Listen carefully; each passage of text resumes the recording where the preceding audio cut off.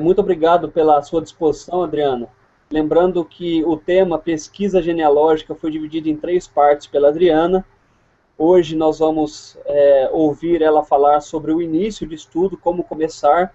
Ela vai dar um foco muito importante para a gente, então nós somos todos ouvidos. Seja bem-vinda, Adriana, e o tempo é seu. Muito obrigada, Rodrigo, e todo o pessoal que está aí prestigiando, e vamos, com certeza, aprender juntos, porque não tem como fazer genealogia sem ser em grupo. É a melhor maneira que a gente tem de fazer com os amigos. E eu pensei bastante. O grupo que costuma assistir os Hangouts é o grupo que está mais interessado em ajudar as pessoas a começar do que, na realidade, começar a sua pesquisa. Acredito que todos que estão aí do outro lado já começaram alguma coisa, já têm uma boa prática. Mas como é que a gente pode fazer com que essa nossa prática se torne algo útil para as outras pessoas que ainda não entraram? Então, eu gostaria de aproveitar um vídeo que está na parte do Centro de Aprendizagem do Family Search, que foi feito por um irmão lá dos Estados Unidos, o James Tyrrell, e eu achei o must, e tive o privilégio de gravar o áudio desse vídeo.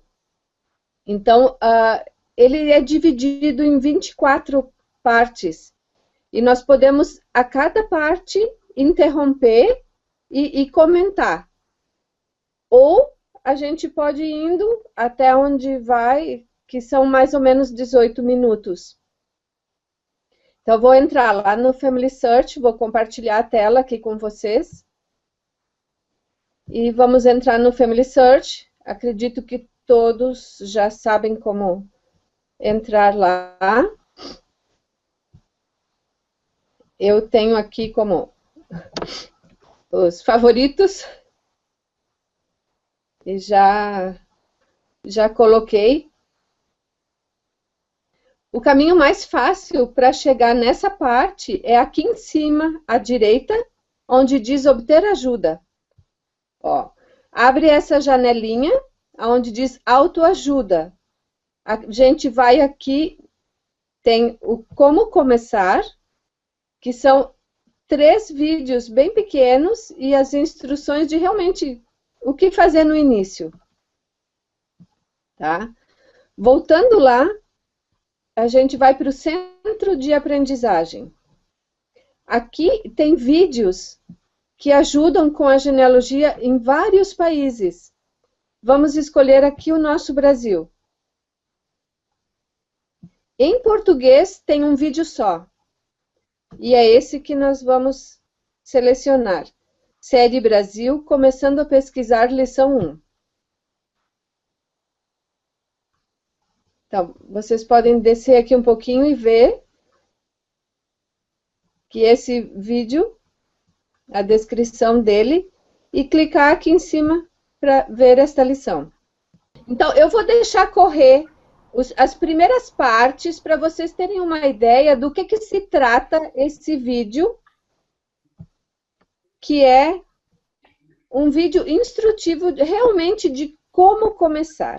E eu colocaria, além disso, de como começar da maneira certa. Porque quando eu comecei lá, no finalzinho de 97, eu comecei assim meio à la louca. E fui juntando coisa e juntando coisa. Eu ainda tenho um monte de papeladas. E às vezes, quando eu preciso encontrar alguma coisa, ou eu tenho que buscar na fonte novamente, porque eu sei aonde eu busquei. Porque eu não coloquei o endereço de onde está essa informação. Então, esse vídeo ele é importante por isso, porque ele ensina a metodologia correta de se começar a fazer a pesquisa, de traçar um objetivo e permanecer naquele foco. Tá?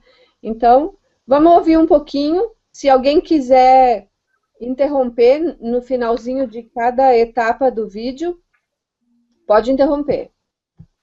Orientá-los em sua descoberta de informações sobre um antepassado que nasceu e viveu no Brasil.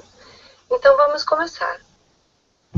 Descobrir informações sobre eventos, circunstâncias, parentescos e informações gerais da vida de seus antepassados exigirá uma abordagem organizada para pesquisar, reunir e registrar os pedacinhos de memórias, objetos e registros. No final dessa lição, você será capaz de aplicar o processo básico de pesquisa, acessar sites específicos para ajudá-lo em sua pesquisa. Quais informações você possui no momento sobre sua família? Esta é uma fotografia de quando eu era uma menininha, com meu pai e minha mãe. Com o passar dos anos, tenho coletado muitas fotos, registros e histórias sobre meus antepassados. Se você tiver fotos de família, registros e histórias, comece a reuni-las e organizá-las como parte da sua história da família. Não fique preocupado se você não tiver algum desses itens. Eu ajudarei você a começar sua própria jornada de descoberta. O que você sabe sobre os eventos, as datas e os locais onde seus ancestrais viveram? Este é meu avô materno, Adriano Quadros Bittencourt. E essa linha do tempo ilustra alguns eventos típicos da vida de um homem. Entre o nascimento e o sepultamento, cada um dos meus e dos seus antepassados vivenciou uma série de eventos. Cada evento aconteceu em uma data e em um local específicos, ou jurisdição, em algum lugar do Brasil, ou em algum outro lugar pelo mundo. Você sabe em que lugar do Brasil ficam as cidades e os estados onde um antepassado viveu? Se um evento aconteceu em algum lugar do Brasil, você precisará saber ou ter alguma ideia de onde ele aconteceu. O Brasil é dividido em jurisdições civis, 5 regiões: Norte, Nordeste, Centro-Oeste, Sudeste e Sul. 26 estados, um Distrito Federal, mais de 5.500 municípios. Quais tipos de perguntas vêm à sua mente ao pensar sobre seus antepassados? Para descobrir eventos, parentescos, condições e circunstâncias da vida de um dos seus antepassados, você terá de perguntar e responder a muitas perguntas como essas. Quando foi o seu nascimento? Onde fica a Capela de Santana, no Brasil, local onde ele nasceu? Qual é a história de Capela de Santana? Com quem ele se casou? Quais eram os nomes dos filhos? Onde e quando foi a morte dele? Ele deixou um testamento? Que tipos de registros devo procurar em Capela de Santana? Cada pergunta sobre seus antepassados pode tornar-se um objetivo em sua pesquisa. Você sabe quais fontes de informações estão disponíveis para você? Não importa onde um evento aconteceu no Brasil, as autoridades civis, religiosas e outras autoridades, assim como membros da família e outras pessoas, criaram as fontes de informações que agora buscamos. As informações são o foco central de sua pesquisa. Uma fonte de informações pode ser a memória de uma pessoa, como você mesmo, um membro da família, parente ou amigo. Outra fonte pode ser um objeto, como uma fotografia, talvez com uma inscrição no berço, ou uma lápide, ou quaisquer outros objetos contendo informações.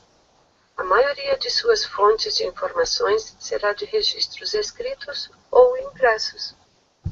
Depois de ter reunido os pedacinhos de informações sobre um antepassado, como você decidirá se as informações são confiáveis? Você deverá assegurar-se de que todas as conclusões que tirar são baseadas em sólidas evidências. As informações que são fornecidas por uma pessoa, um objeto ou um registro podem variar. Uma evidência é uma informação ou parte de informações específicas que respondem à sua pergunta de pesquisa. Conclusões são julgamentos que você fará sobre as evidências que descobrir de uma fonte. Onde você acha que todos os registros criados para seus antepassados podem estar guardados? Você tem alguma ideia de onde poderia ir para localizá-los e de fato vê-los? Alguns registros serão frágeis, originais únicos. Outros registros serão reproduções exatas das imagens. Estes incluem fotocópias, microfilmes e imagens digitais de um registro. Um registro autêntico tem a maior probabilidade de estar guardado perto ou no local em que foi criado, em algum edifício do governo da cidade ou talvez em uma igreja, na casa de alguém ou em algum outro lugar do Brasil onde o evento aconteceu. Reproduções exatas das imagens podem ser encontradas em alguns tipos de repositórios de registros, como uma livraria, um arquivo, um centro da história da família ou na internet, bem como na casa de alguém. Consegue pensar em alguma forma ordenada de começar e continuar sua jornada pela descoberta das informações? Posso guiá-lo em sua pesquisa com um processo de 5 passos simples e que você poderá repetir. Quer seja um iniciante ou tenha anos de experiência, o processo é o mesmo. O passo 1 é identificar o que você sabe no momento sobre sua família. Se você está apenas começando o processo, deve começar por si mesmo. No passo 2, você irá decidir o que quer dar ou talvez identificar uma pergunta de pesquisa específica no seu foco. No passo 3, você irá considerar ou descobrir quais fontes estão disponíveis para responder sua pergunta de pesquisa. O passo 4 é descobrir junto à fonte que você selecionou. O passo 5 é usar o que você descobriu com a fonte. Agora, pense em sua família e siga à medida que aplicamos esse processo de 5 passos. Passo 1. Identificar o que você sabe no momento sobre sua família. O resultado deste passo é ter suas informações familiares conhecidas, registradas de maneira ordenada. Cada pequena dica ajudará a montar a vida de seus antepassados, quer seja uma foto, um certificado, algumas anotações em papel de rascunho, uma conversa com um parente ou alguma outra fonte. Melhor maneira de preservar sua história da família é registrar cada informação conhecida de forma organizada. Faça isso.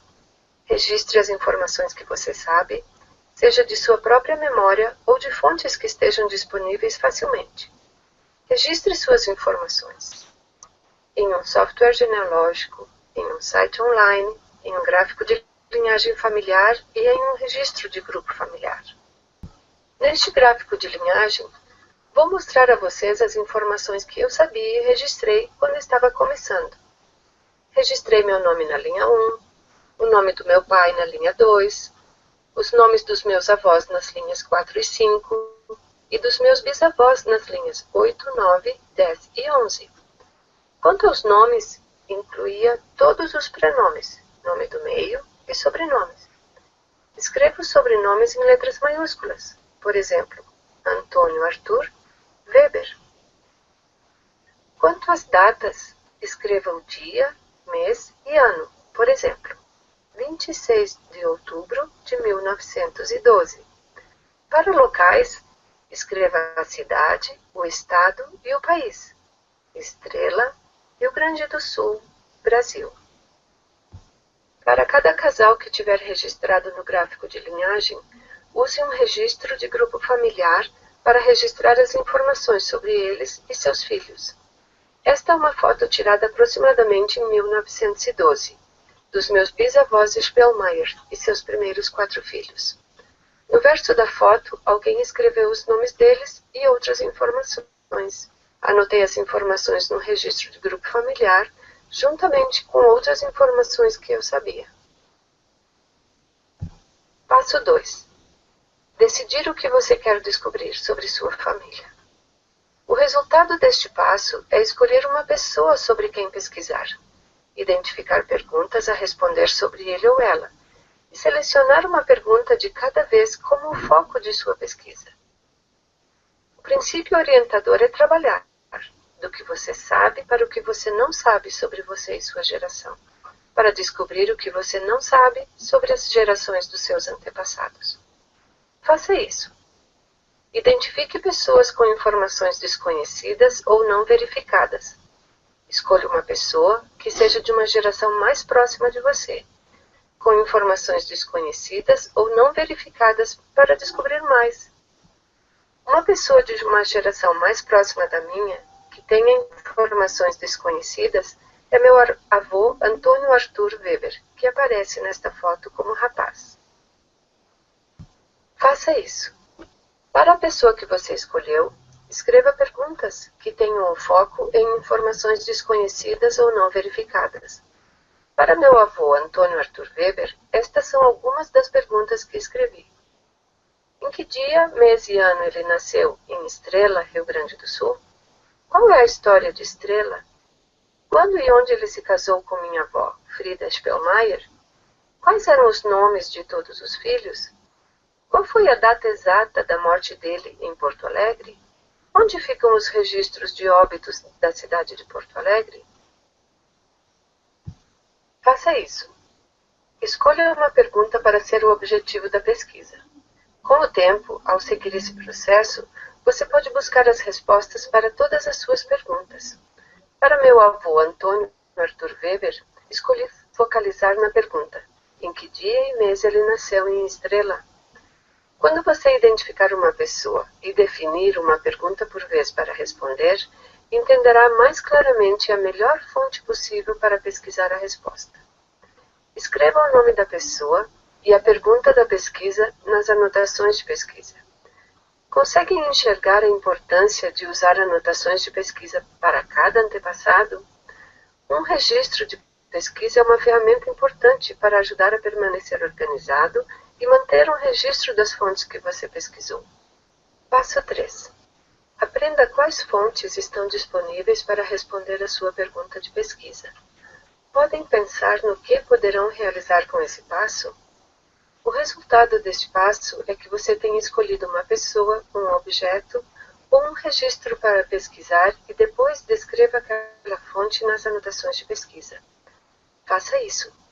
Se houver uma pessoa viva que possa saber, ou um objeto que possa conter a resposta para sua pergunta de pesquisa, identifique e descreva aquela pessoa ou objeto em seu registro de pesquisa.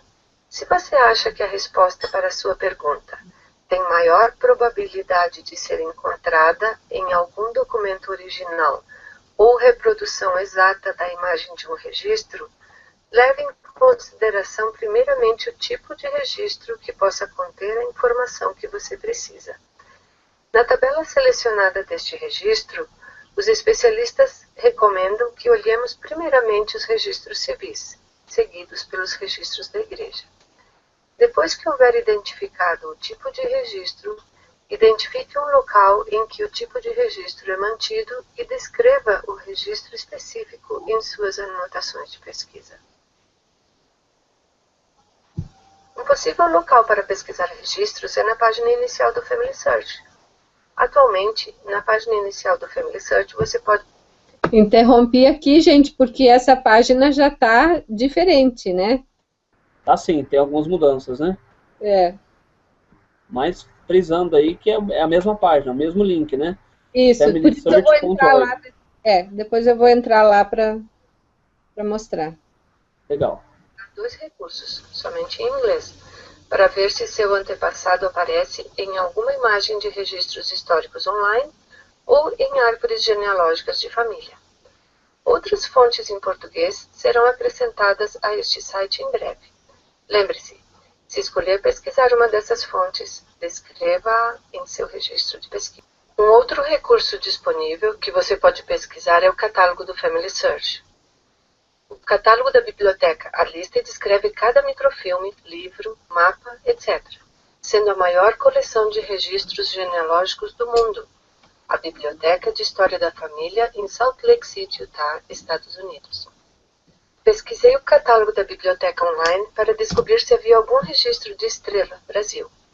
Descobri que havia registros civis em microfilme da cidade de Estrela, no estado do Rio Grande do Sul, entre os anos de 1883 e 2003. Então registrei uma descrição completa da fonte no meu registro de pesquisa. O quarto passo é aprender com a fonte que você selecionou. O resultado é que você terá a descoberta de suas consultas sobre uma pessoa, objeto ou registro. Faça isso. Vá e reúna informações sobre a fonte. Entreviste a pessoa e registre as informações dela. Leia e copie as informações que estão no objeto ou no registro. Obtenha e estude uma cópia do registro. Escreva a data da pesquisa, os resultados da sua consulta e o número do documento que você designou para sua cópia das informações da fonte. Se você não encontrar a informação que estava procurando, escreva: nenhuma informação encontrada. Para obter uma cópia do microfilme que identifiquei no catálogo do Family Search, localizei um centro de história da família próximo da minha casa. Centros de história da família são filiais da Biblioteca de História da Família em Salt Lake City, Utah, Estados Unidos. Fornecem acesso à maioria dos microfilmes e microfichas da coleção de registros da Biblioteca de História da Família. Solicitei uma cópia do microfilme daquele registro civil. Quando o microfilme chegou, pude ir ao centro e estudar o registro. Descobri um registro do meu avô Antônio Arthur Weber, a data de nascimento dele e outras informações maravilhosas sobre minha família. Para ajudá-lo a ler as informações de escritos manuscritos antigos em português, você pode estudar um manual, como este de Paleografia Básica do Português. O manual lhe dará uma introdução sobre letras manuscritas, datas, palavras-chave e sobre como ler documentos em português. Lembre-se, registre a data da pesquisa, os resultados de sua consulta e o número do documento que você deseja designar para sua cópia da fonte das informações nas suas anotações de pesquisa. O quinto passo é usar o que descobriu com a fonte. O resultado desse passo é que as evidências das fontes serão avaliadas e as descobertas usadas conforme desejado. Então, você pode iniciar o processo novamente para descobrir informações adicionais. Se a fonte não tiver a resposta, você pode simplesmente retornar ao passo 3 e escolher uma nova fonte para pesquisar, a fim de responder sua mesma pergunta de pesquisa. Se a fonte fornecer a informação que estava procurando, faça isso. Avalie o que encontrou por meio de sua pesquisa, avalie cada evidência da fonte de informações, tire conclusões com base nas evidências que sejam claras e convincentes. Tenha a mente sempre aberta à possibilidade de conflito de informações. Compartilhe as informações com membros da família e outras pessoas. Comece o ciclo novamente com as informações que você sabe agora sobre sua família. Esta é uma fotografia do início da família de Antônio Arthur e Frida Spellmeier Weber, meus avós. Nas próximas 2 lições, continuaremos a seguir o processo de pesquisa e mostrarei a vocês como descobrir informações sobre eles e outros membros da minha família nos registros civis e registros da igreja. Pronto. Ninguém quis interromper, ninguém quis fazer perguntas? Eu tenho uma pergunta. Faz aí. Eu tenho uma pergunta. Eu ia interromper lá na hora, mas resolvi esperar. Eu não sei se eu entendi bem, mas, por exemplo, no processo de pesquisa, você disse que em determinados casos é melhor pesquisar em registros civis do que em registros da igreja, paroquiais, isso. Sim, digamos assim que a norma seria buscar primeiro em registro civil, e se você não encontra no registro civil, então busca em registros de igreja. Mas isso tem um período. Os registros civis começaram em 1889 e antes disso, o registro civil era o registro da igreja. Muitas cidades do interior e muitas famílias de pouca condição financeira para ir até um cartório, que na época era pago o registro, né? Não fazia o registro das suas crianças. Alguns lugares tinham o que se chama de inspetor de quarteirão, que uma vez por ano ele ia lá no cartório e dava uma geral das crianças que nasceram na comunidade, né? Por isso que a gente vê aquela sequência de registros, assim, Às vezes o pai Entendi. esperava todos nascerem para ir lá levar todos juntos, né? Isso é muito comum. Então a gente, Então você estabeleceu uma data aí como um de marco para a gente obedecer essa 1889, é, 1889 para frente, né? isso, para os nossos dias. Para Porque se eu trás, estiver só pesquisando, registro de igreja. perfeito. Então, ou seja, se eu estiver pesquisando um antepassado que nasceu depois ou então a partir de 1889, uma forma mais eficiente, segundo as suas orientações, é procurar primeiro em registros civis e depois os registros paroquiais, registros da igreja. Exatamente. Até Antes pode disso, acontecer, antes disso, nas igrejas. Ah, perfeito. É. Adriana, Até pode acontecer inconsistências num registro civil, aquela data não ser a data do nascimento da criança. Por questões de multas e conveniências, eles colocavam datas diferentes. Mas como esse registro é o registro oficial, é ele que deve ser considerado. Legal, essa é uma observação importante, porque às vezes a pessoa não acha, não consegue Claro. achar o registro, e aí fica meio perdido, parado naquela pesquisa dela. Então convém olhar aí alguns anos antes, então. Há sempre 10 anos depois, ou até 20, É porque mesmo? muitos homens registravam-se ao se alistar no exército ou ao casar. As Caramba. mulheres, as moças, então, se é um lugar muito remoto, eles se registravam só na hora de casar. Perfeito, obrigado. O Ayrton tinha um comentário, Ayrton, uma pergunta? Como é? até para complementar e perguntar para a Adriana, mesmo os registros sendo obrigatórios, registro civil a partir de 1889, ele começou a funcionar oficialmente em todo o país em 1892, porque até haver adaptação, houve muitas cidades que tinham registro e outras não tinham. Então, parece-me que a partir de 1892 é que todos os cartórios no Brasil começaram a fazer este registro. Então, muitas vezes a gente vai encontrar, mesmo dentro desse período, de 1889 a 1892, registro nas igrejas, porque não havia cartório naquela comunidade. Com certeza. Com certeza. Com certeza. Esse período de transição, a gente deve considerar todos os documentos. Acontece também do conflito de informações, como a gente viu lá. Você encontra a lápide, o registro civil e o registro da igreja. E os três têm informações diferentes.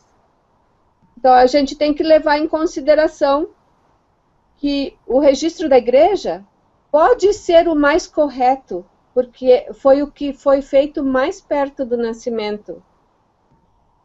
O registro civil, a menos que tenha sido assim numa capital, numa cidade grande, às vezes era feito anos depois.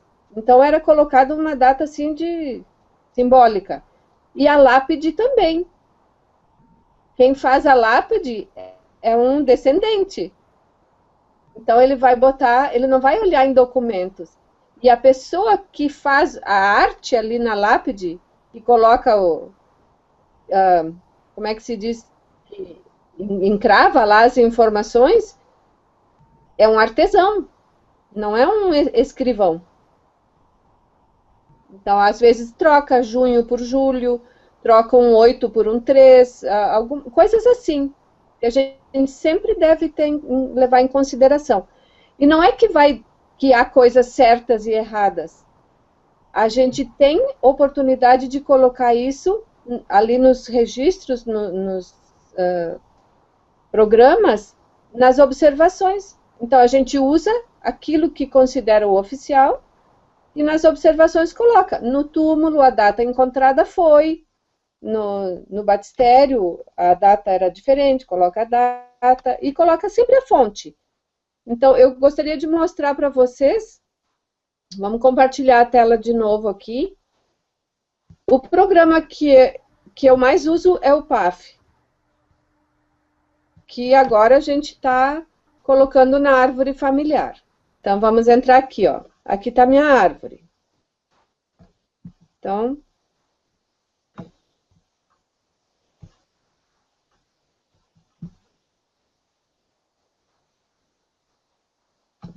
vamos ver um exemplo aqui, ó. Tá? Catarina Apple. Vamos ver se eu já coloquei as fontes aqui. Quando eu fiz a pesquisa dessa minha trisavó, nessa época, eu sabia onde buscar, onde pesquisar, mas eu não sabia que eu tinha que colocar de onde eu tirei a informação.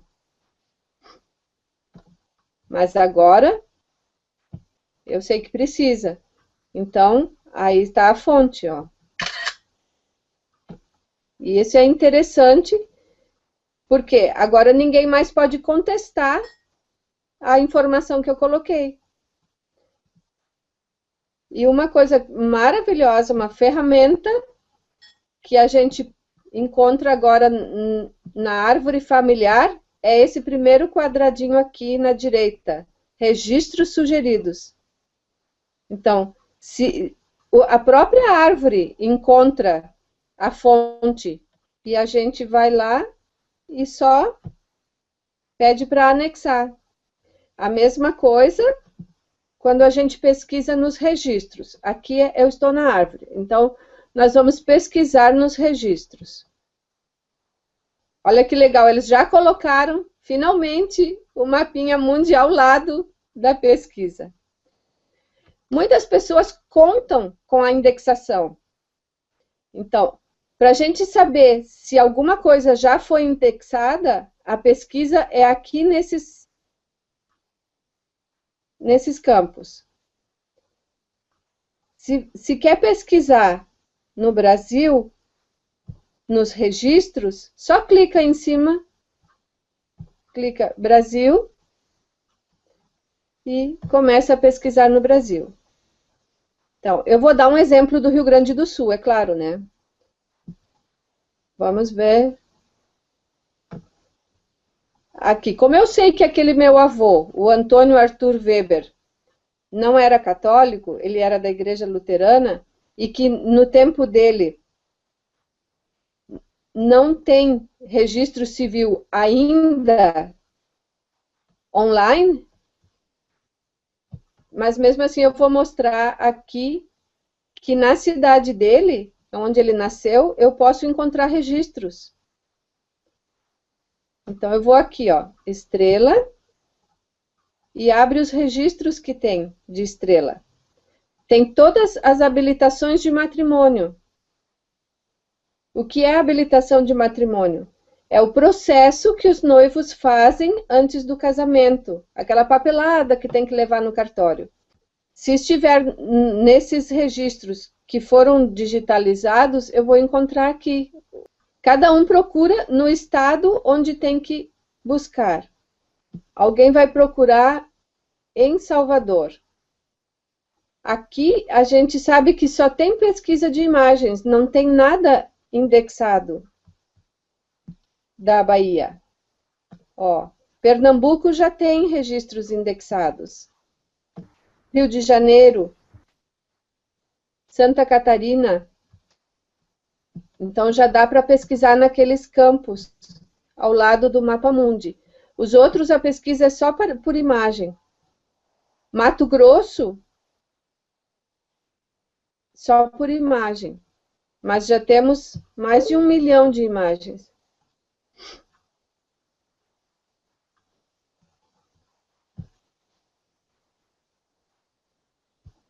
Todos os registros civis do Mato Grosso estão sendo digitalizados.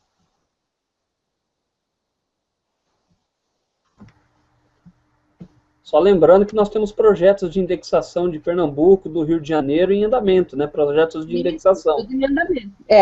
Nenhuma dessas coleções, acredito eu, do Family Search é acabada. É tudo em andamento, né?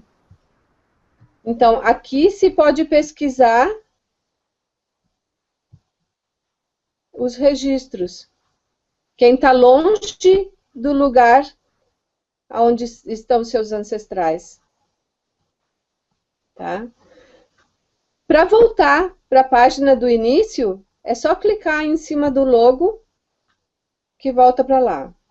Então, uma coisa que eu queria mostrar para vocês também, que a gente viu lá no vídeo, aqui, ó, pesquisar no catálogo. Se eu descubro que ainda não tenho online os documentos que eu quero, então eu vou pesquisar no catálogo. Aqui, ó. Então, é sempre por local. Aí eu coloco aqui, estrela... Opa, desculpa. Sempre primeiro o estado vai dar mais certo. Rio Grande do Sul, estrela.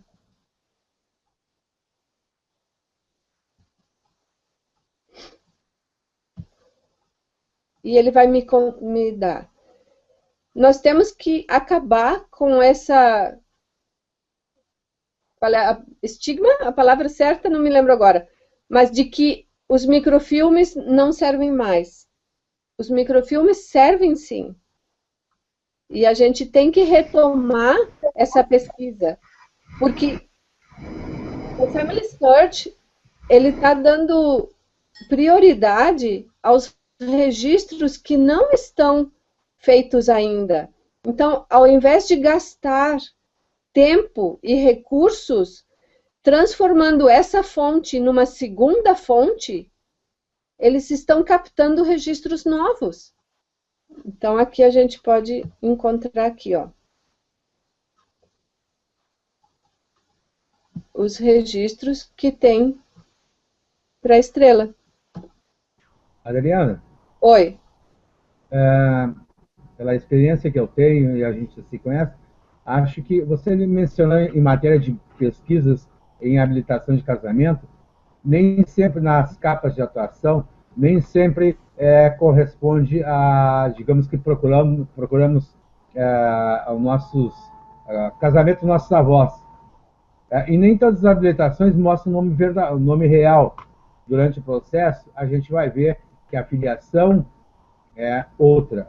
Eu tenho casos dos meus Schmitz que, procurando nas habilitações de casamento, o nome dos noivos não correspondia. Era um Heinz.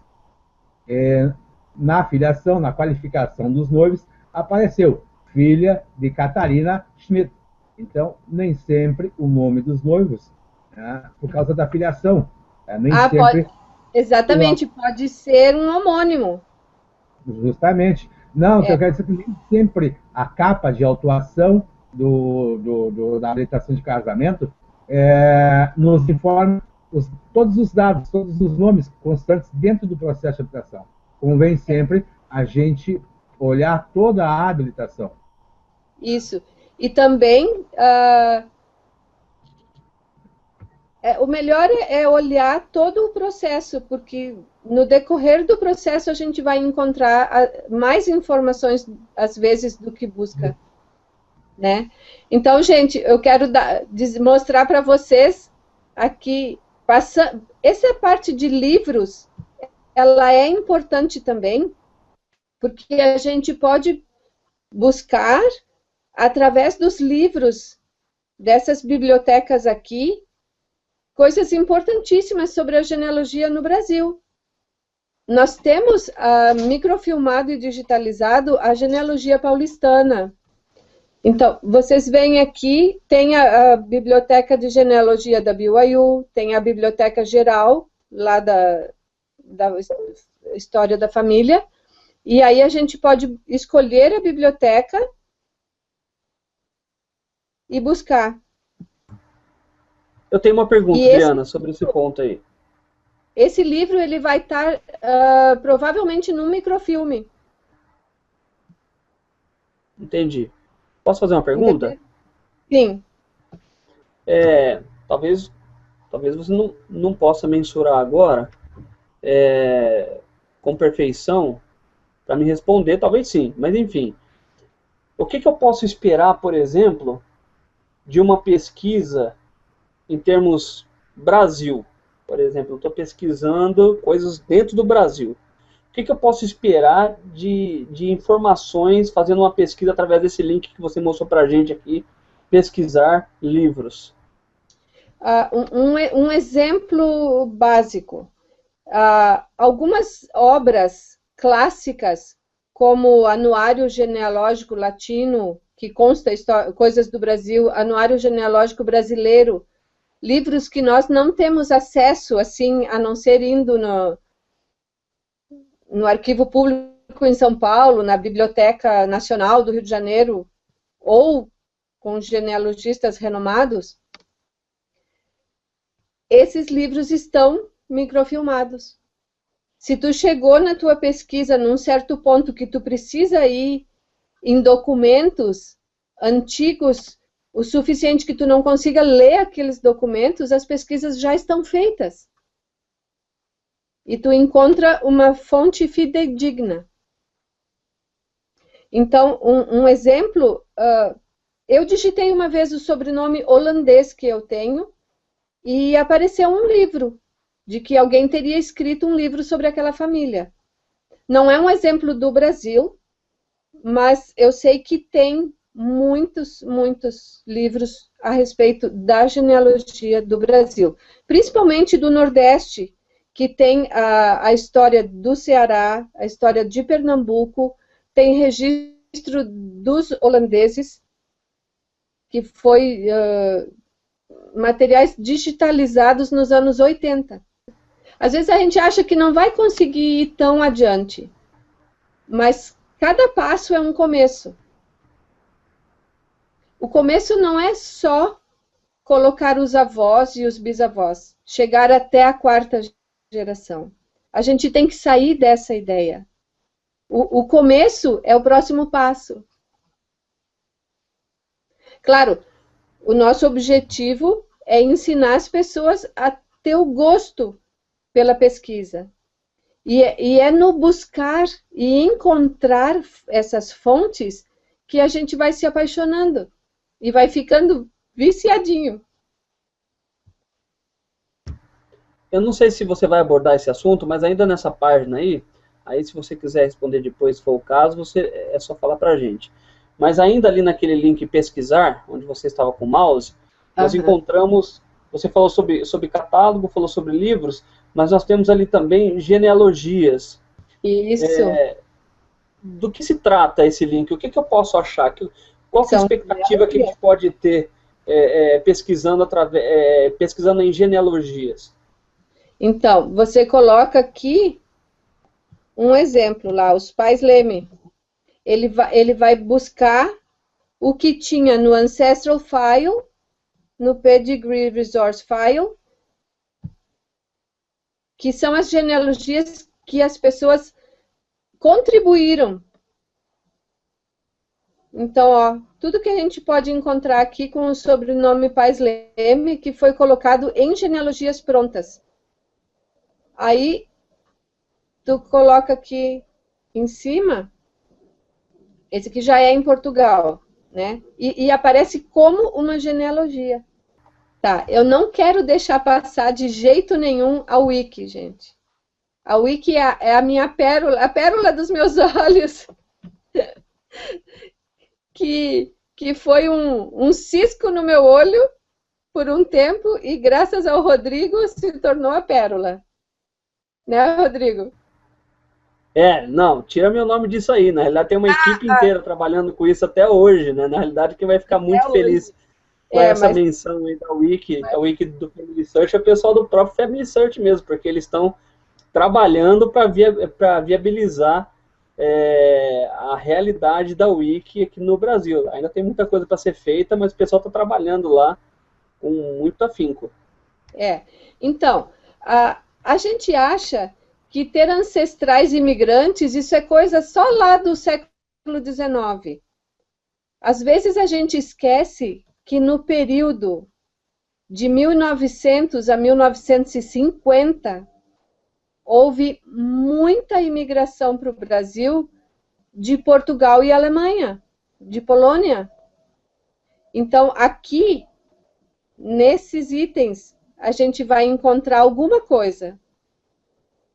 E quem souber pode ajudar a completar aqui. Tá? Eu não vou me deter muito na Wiki, mas é um lugar de pesquisa que é muito gostoso porque é específico, é instrutivo, é conhecimento. E aqui também tem os passos e os métodos para a gente fazer a pesquisa.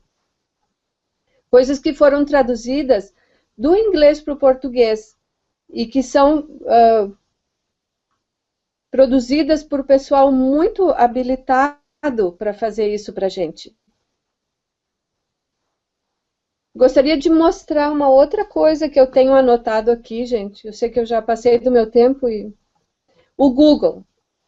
O Google é o nosso antepassado mais moderno, mas mais fofoqueiro. Então, aqui no Google, eu coloco, por exemplo, Estrela, Rio Grande do Sul. Tá? E aí ele pode me dar a Wikipédia. Aí na Wikipédia eu vou ver a história de Estrela. Como é que surgiu essa cidade? Aí eu entendo por que o avô do meu avô já não era de Estrela, porque Estrela não existia ainda. A família não foi sempre de Estrela.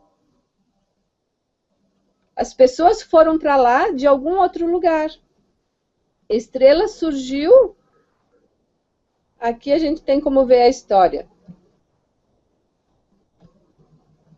1856, por volta dessa época, com portugueses. Depois que foi criada uma colônia de alemães, a partir de 1872, e foi indo. Então, tudo que a gente pesquisar sobre a história da cidade do antepassado vai ajudar a compreender a migração deles. Então, eu sou de São Paulo, mas meus pais vieram para cá e meus avós ficaram no Nordeste. Como é que eu vou descobrir de onde eles vieram? Sempre tem uma pista, sempre tem alguma maneira de chegar lá.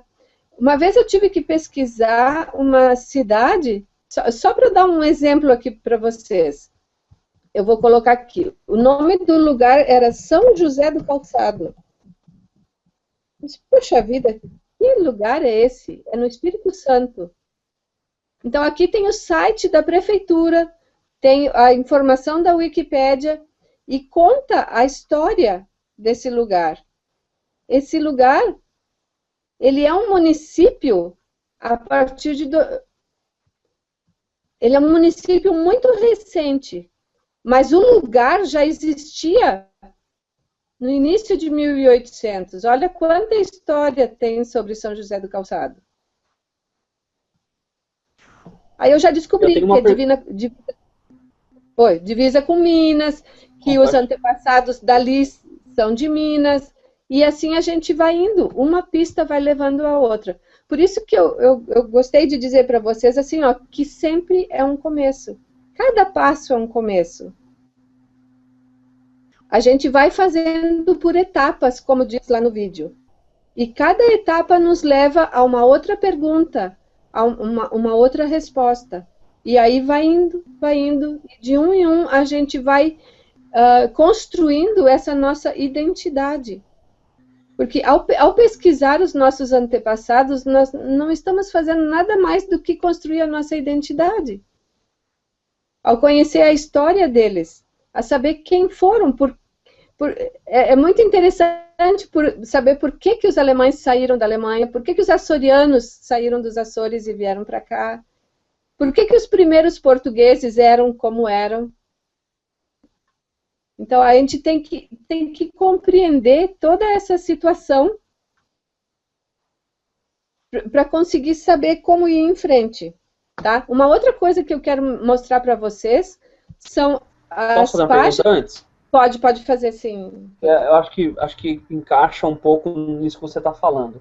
A Michelle Coronetti, ela está assistindo a gente pelo YouTube, e ela fez uma pergunta aqui pela página do evento. Ela falou o seguinte, como que alguém, deixa eu reproduzir o texto dela aqui, como que alguém pode conseguir informações sobre os seus avós, sendo que eles não têm nenhum tipo de informação, nenhum tipo de documento? Existe uma dica aí para conseguir começar a buscar esses registros desses antepassados, aí no caso dela aqui, avós de aproximadamente da década de 1950?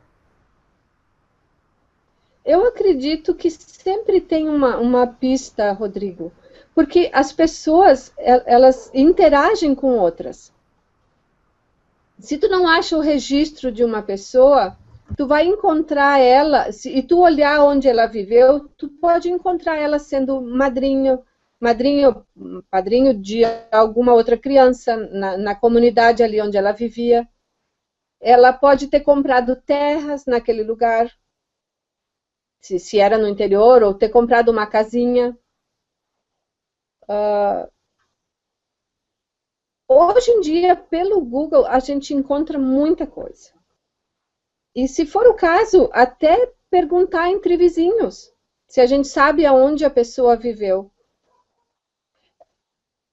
Um dos casos mais lindos que eu achei das histórias genealógicas é a história de uma parte da família da Michelle e uma família que nós buscamos sem ter o nome dessa família, Rodrigo.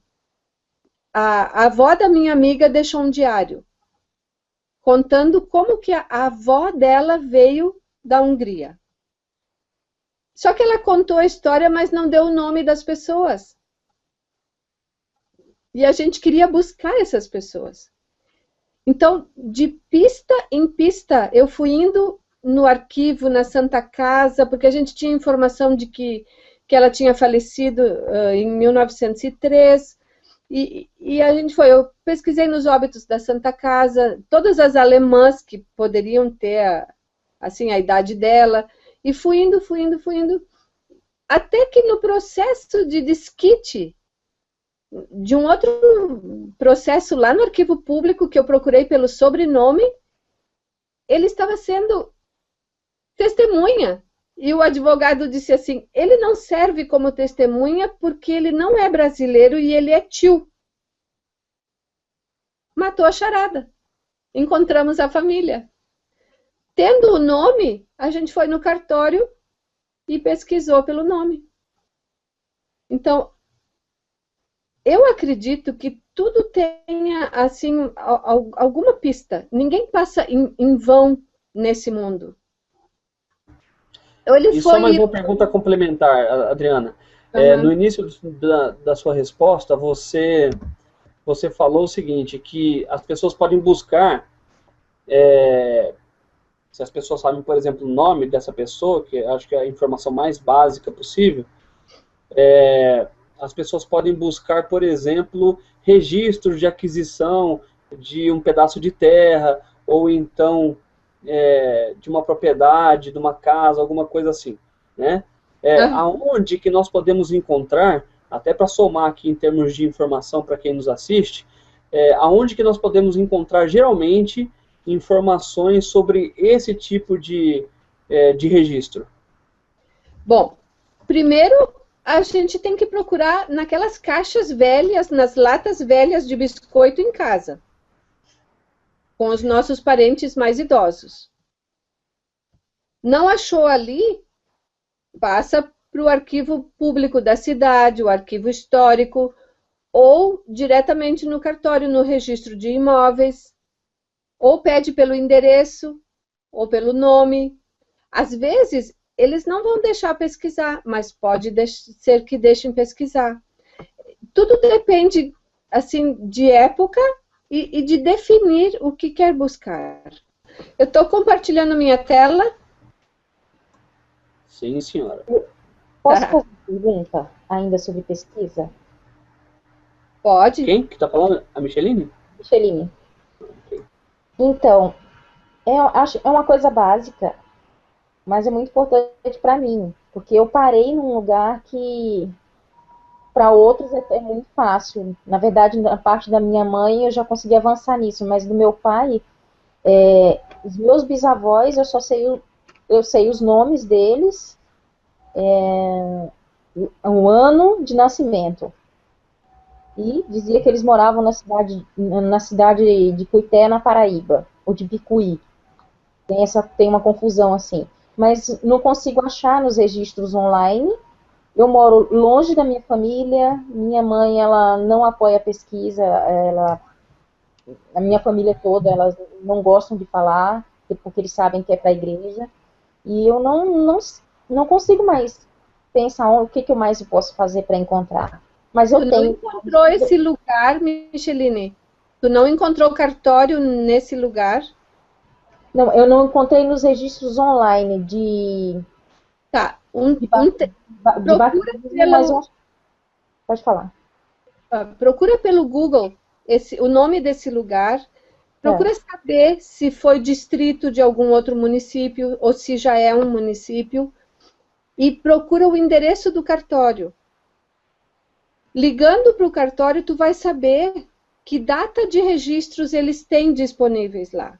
Se esse local era distrito de um outro município maior, os registros vão estar nesse outro lugar. Aí tu liga para aquele outro cartório. E assim tu vai indo. Entendi. Daí, ligando lá, eles fornecem essa informação, a gente... Normalmente eles fornecem. Tem um custo de 7 a 10 reais por pesquisa, cada 10 anos, alguma coisa assim, e de 20 a 23 reais por uma certidão. Eu acredito que quando a gente pesquisa muito, muito, e encontra, vale a pena. Eu me lembro sempre daquele filme, A Lista de Schindler, que ele pagava por cada pessoa que ele resgatava. Então, digamos, esses 30 reais aí que tu vai gastar, dá umas 5, 6 Coca-Colas. Não. Tô brincando. Pula Coca-Cola. Mas tem importância, assim, para mim, muito grande, porque o meu avô, até meu sobrenome é diferente por causa disso. O meu avô, ele saiu dessa cidade e foi morar em João Pessoa. Ele saiu, parece, com uns 13 anos, a história que eu sei. E ele saiu fugindo de lá. Então, com 13 anos, ele se registrou novamente. Então, o sobrenome dele se passou a ser Vicente Ortins Dias. Era assim que se chamava. Mas, na verdade, o pai dele era Sebastião Pereira Dias e a mãe Amélia Florentina de Medeiros.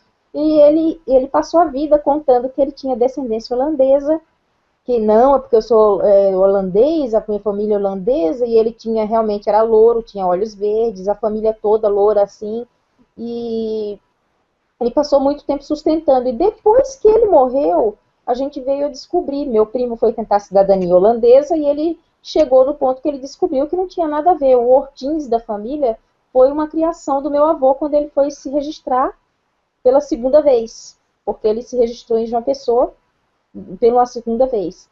E aí ele colocou o Ortins, e esse Ortins, a gente veio a saber que existe realmente uns Ortins no interior de onde ele veio, que eram os donos de fazenda, pessoas ricas, inclusive eu já pesquisei no Google, eles são donos de madeireira, assim, pessoal, só que esses Ortins é com H. Então, meu avô, se achando muito esperto, pegou o sobrenome deles e colocou para ele. Na realidade, aí começou um novo sobrenome, que é o Ortins com O, e a partir do meu avô, aqueles...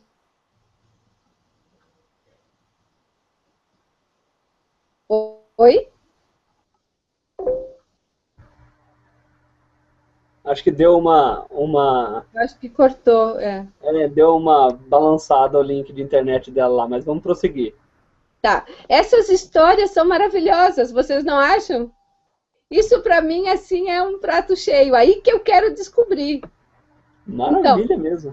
Quando a gente vai estudar sobre os holandeses, lá no Pernambuco, Paraíba não existia ainda, era Pernambuco e Ceará. Quando eles foram expulsos do Brasil, muitos fugiram para o interior. Eles não queriam ir embora daqui. E eles ficaram. E ficaram assim, abrasileirados. Por isso tem tanta gente ainda que realmente tem uma linhagem holandesa, mas lá de 1600 e pouco. Isso segue na família. A gente pode ser pode pesquisar, pode ser uma lenda ou não. Pode ser verdade. Tá aparecendo a minha Vou te fa- tela? A minha Tá sim, tela mas do eu vou te Facebook. fazer uma outra pergunta, pode ser? Tá. Tá, na verdade a pergunta da Ana Cláudia Moraes, ela está participando através do YouTube e deixou uma pergunta para a gente lá no Facebook. Ela falou o seguinte: como posso conseguir registros de escravos, pois sou moradora da Bahia e parei nos meus bisavós maternos, mas eles eram escravos e não consigo achar o registro dos pais nem nas certidões de óbitos deles. Consta como o nome dos pais, ou seja, ela não encontra, por serem escravos, ela não encontra os registros. Como que ela pode conseguir esses registros assim de escravos? Olha, o que a gente sabe de escravos? Em 1888, a princesa Isabel libertou os escravos. Então, todos tiveram que ganhar uma carta de liberdade. Essa carta de liberdade foi registrada nos cartórios das cidades. Não no registro civil, mas naqueles cartórios que a gente chama de transmissões e notas. Tá? Lá diz quem era o dono. Esse dono, ele tinha um registro de cada escravo. Cada escravo era registrado com um número de matrícula, e esse número de matrícula era encontrado na igreja, no livro paroquial. Provavelmente vai parar na mãe, mas com alguma chance, algumas fazendas mantinham as famílias dos escravos para manter o que eles chamavam de produção. Porque eles compravam bons escravos e faziam nascer mais porque era riqueza. Então, cada escravo que nascia ganhava um número, uma matrícula. E eles estão registrados e eles eram batizados. Então, às vezes vai constar o nome do pai. 90%, 95% não. Mas até o nome da mãe a gente consegue ir. E dali em diante a gente deixa para resolver depois. Aqui no Rio Grande do Sul tem um levantamento de todas as cartas de liberdade. Lá no Arquivo Público. E online no site do Arquivo Público. Maravilha. Ótima resposta, obrigado. Rodrigo, Adriana? Oi. Complementando, ajudando a Adriana e o Rodrigo, porque deixaram um gancho ali. No Family Search tem muitas cidades que não têm os livros de igrejas, mas tem livros de registros diversos dados cartórios de notas, onde a Adriana comentou agora que tem os registros de escravos. Nos registros de compra e vendas de terras também se acha muitos dados de famílias. Às vezes a gente não acha ligação nos livros, mas vai achar ligação lá nas escrituras de compra e venda. E onde também vai achar a de escravo, porque escravo é uma propriedade do senhor, né? É. Não, confirma, Adriana? Isso mesmo, isso mesmo. E aí a gente vai identificar com o nome do senhor o sobrenome que aquela família de escravos deu continuidade. Porque até ali eles não tinham sobrenome. Nós temos experiência, nós dois que participamos de outros grupos de pesquisa, e muitos colegas nossos acharam familiares deles dentro das escrituras de compra e venda de imóveis, de transações de compra de gado, venda de terra, e muitas vezes até na troca de escravo. Encontram muitos familiares que não encontravam nas igrejas. Isso aí já até um comentário, já como experiência de outros colegas, né? É verdade. Quando a gente não encontra por uma fonte, vai buscando outras fontes. O começo é pelas fontes primárias. Não conseguiu ali, vai olhando para os lados. Esses livros de transmissões e notas, eles têm procurações, porque às vezes tinha inventário do sogro, da sogra, do avô, da avó, noutra cidade. Então as pessoas estavam passando a procuração para que naquela outra cidade fosse feito a sua parte lá no inventário. Isso é uma grande dica. Partilhas amigáveis, quando falecia alguém que não tinha muitos bens ou que não tinha diferenças entre a família, eles faziam a partilha amigável direto no cartório. E ali consta, se eram casados, cada cônjuge, o marido, a esposa, todos têm que assinar. Mas eu preciso mostrar duas coisas para vocês. Posso ainda? Vai lá à frente, Jana. Você pode ocupar, Adriana, só a título de informação, você pode ocupar o tempo que for necessário, porque nós fechamos a informação aqui, depois nós gravamos, editamos e colocamos as informações. Então, quem precisar sair até pode sair, depois a gente edita, as pessoas assistem. Então, você vai até onde você acha que tem que ir. Tá. Ó, tá aparecendo a minha página do Facebook? Sim. Tá aparecendo. Tá, então eu coloquei lá em cima na busca genealogia. Veio aqui o primeiro, que é o que eu mais uso, genealogia RS.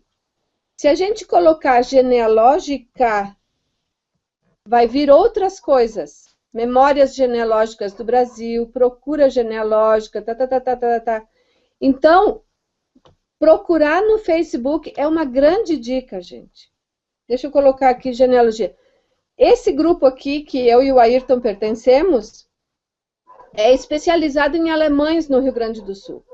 O povo troca muita informação. E eu sei que tem listas em Santa Catarina, no Paraná, em Minas. Tem vários sites que trocam. Não é, aqui não é site ainda, é pesquisa. Desculpa, página. Então, eles colocam fotos de famílias, identificam, publicações, avisos funerários, aviso de encontros de família, lançamento de livros, famílias suecas no Rio Grande do Sul. Que beleza! Então, não é só do Rio Grande do Sul que a gente vai encontrar de várias. Aí entra nessa página e vai encontrar, vai poder trocar informações. Outra coisa é as páginas de família. Então, a gente coloca aqui, por exemplo, família Cheer. Eu também tenho contato com esse pesquisador. Então, tem informações sobre essa família. É uma grande ferramenta de pesquisa. Tá, nós já olhamos o Google, já olhamos a Wikipédia, a história das cidades.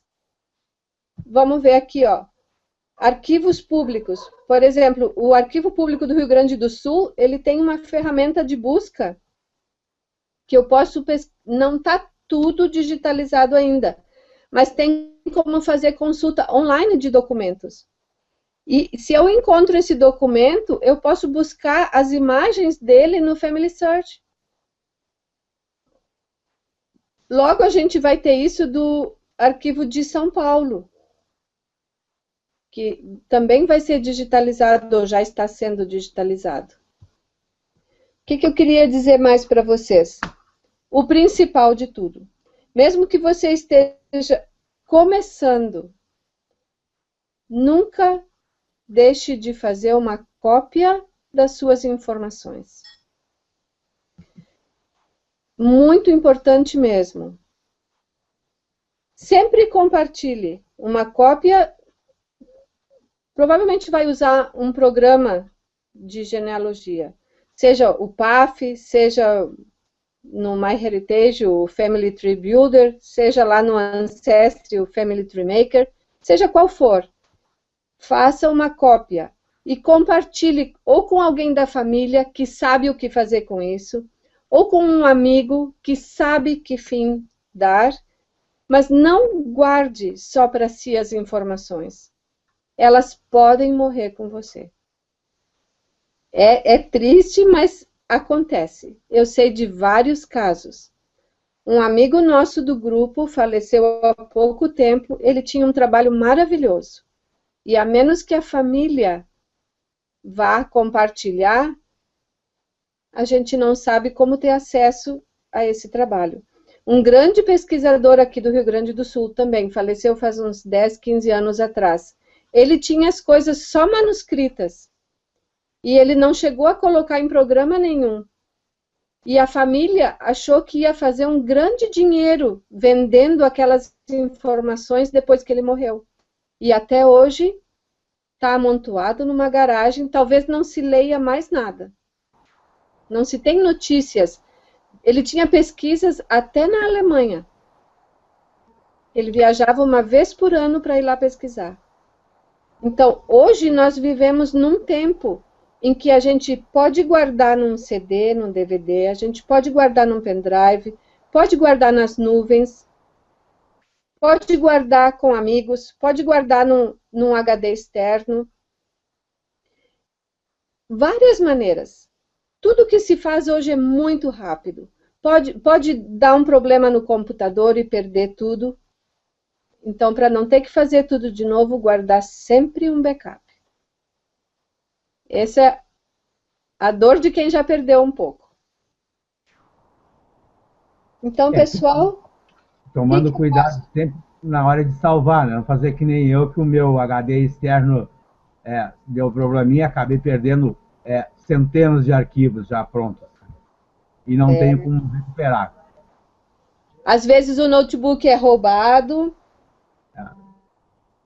Né? Então, mesmo que seja ainda um pouquinho, eu não tenho mais do que a minha quarta, quinta geração, o nome dos meus primos, dos meus tios. Mas é isso que eu preciso deixar com alguém. Deixa eu mostrar para vocês só uma coisa aqui que eu queria partilhar, que eu testei antes. Estão conseguindo ver?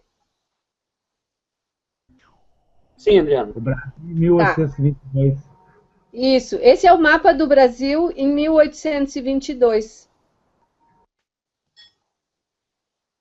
Se a gente não estudar história junto com a pesquisa, a gente vai se perder no meio do caminho. Então, a gente sempre deve procurar conhecer a história do lugar que a gente está pesquisando. É verdade. Então, é um exemplo que eu quero deixar com vocês, que talvez quem morava nessa área ali do oeste de Santa Catarina pertencia ao Paraguai. Tá vendo que não tinha Paraná ali? Mas os lugares existiam. Os municípios, as vilas existiam, não com o nome que a gente conhece hoje. Amazonas, olha lá como é que se chamava. Então, eu espero que tenha sido útil e que nos próximos encontros a gente consiga falar um pouco sobre os registros civis e também sobre os registros paroquiais, o que a gente pode conseguir com eles, que é muito importante conhecer esses registros e tirar o máximo de proveito com eles. Adriana, em nome do grupo, eu gostaria de te agradecer muito pela sua disposição. Lembrando a todos que nós temos mais 2 videoconferências a respeito de pesquisa genealógica, essa foi só a primeira. Adriana, maravilhoso, muito obrigado pelas informações, somou demais com o nosso conhecimento, e nós gostaríamos de encerrar te agradecendo, inclusive a participação de todos vocês que estão no YouTube nos vendo, nos assistindo. Obrigado por tudo, obrigado pela participação de vocês que estiveram aqui. Gostaria de estender aqui um agradecimento especial ao Ayrton, que participou conosco hoje. Esteja à vontade para estar conosco nas próximas, Ayrton. É um prazer tê-lo aqui, você nos ajudou muito com as suas informações. Muito obrigado. E nós vamos encerrar agora. Estou finalizando a transmissão e até a próxima, gente.